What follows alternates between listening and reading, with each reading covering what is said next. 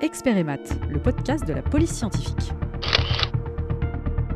Bienvenue sur le podcast qui vous révèle les dessous de la police scientifique.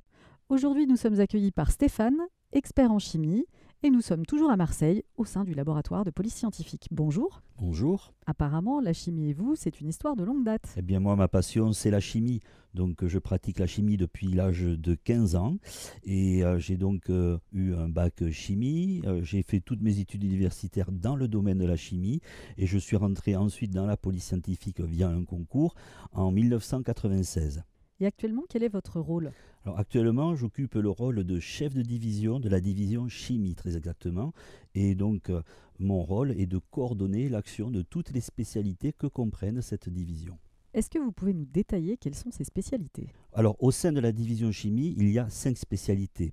Ce sont celles-ci. Nous avons la spécialité incendie-explosion, la section stupéfiants et produits dopants.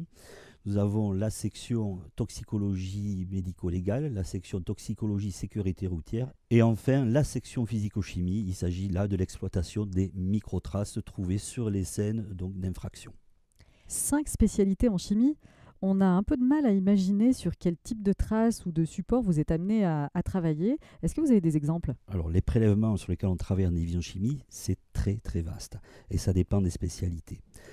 Par exemple, en incendie-explosion, on va travailler sur les analyses de résidus carbonisés qui ont été prélevés sur des scènes d'incendie ou d'explosion afin de rechercher toute trace de substances accélératrices de combustion, donc de l'essence, du gazole ou autres produits, mais aussi des traces d'explosifs s'il s'agit d'une explosion.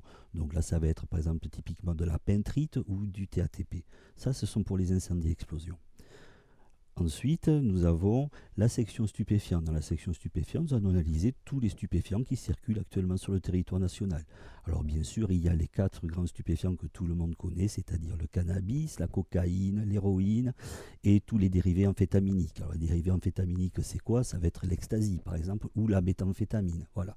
Donc tout ça, c'est analysé effectivement aussi par la section stupéfiants. Ensuite, nous avons la section toxicologie médico-légale. Alors la section toxicologie médico-légale, elle va travailler sur des prélèvements autopsiques, c'est-à-dire qu'on va nous demander de rechercher les causes de la mort d'une personne qu'on a retrouvée décédée. Donc ça veut dire qu'on va analyser ces prélèvements autopsiques afin de montrer la présence de produits qui ont pu entraîner le décès de la personne. Donc ce sont des analyses là qui demandent un panel analytique très très large. Donc la toxicologie médico-légale aussi fait de la soumission chimique, c'est-à-dire là c'est des affaires d'administration de substances nuisibles à l'insu d'une personne. Typiquement, ce dont on entend parler beaucoup actuellement, c'est l'administration de GHB. Voilà, ça c'est de la soumission chimique. Mais il n'y a pas que le GHB, ça peut être aussi des benzodiazépines, donc tout ce qui est tranquillisant, etc. etc.